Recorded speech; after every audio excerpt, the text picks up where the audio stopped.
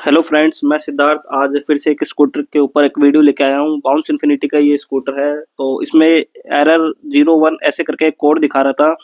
इसकी वजह से क्या हो रहा था, स्कूटर जो अपना वो रेस नहीं ले रहा था और हमारा स्कूटर ऑन भी था। जैसे अगर आप देख रहे होंगे ना, स्कूटर हमारा ऑन है, इग्निशन लाइट आ रही है, लेकिन स्कूटर रेस नहीं ले रहा है।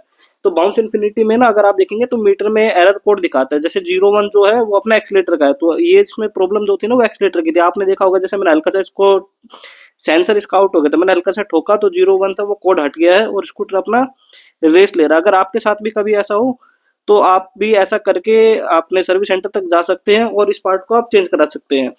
और वीडियो अच्छी लगी तो चैनल को लाइक शेयर एंड सब्सक्राइब जरूर करें जिस भाई के पास बाउंस इन्फिनिटी हो।